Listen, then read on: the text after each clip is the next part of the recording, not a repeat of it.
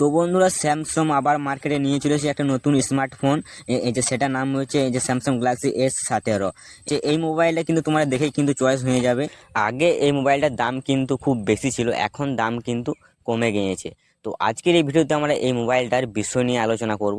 তো এই ভিডিওটা একদম মিস করা যাবে না, এই ভিডিওটা তোমাদের কিন্তু সম্পূর্ণ দেখতে হবে। এই মোবাইলটা দেখে ভালো লেগে থাকলে তোমরা কিন্তু অবশ্যই কিন্তু নিতে পারবে। তো চলো তাহলে আমরা দেরি না করে ভিডিওটা শুরু করি। বন্ধুরা, এই মোবাইলে ব্যাক সাইডে পাবে প্লাস্টিকে, ফ্রন্ট সাইডে পাবে গরিলা গ্লাস প্রোটেকশন পাবে। তো বন্ধুরা, এবারে আমরা আসি ক্যামেরা বিষয়ে। আমরা এটিতে দেখতে পাবো তিনটে ক্যামেরা।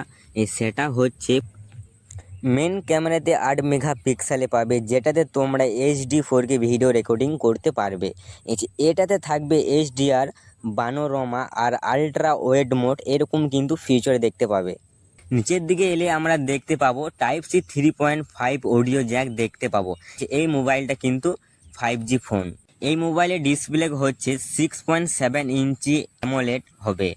তার মধ্যে 120 ওয়াট রিফ্রেশ পাবে।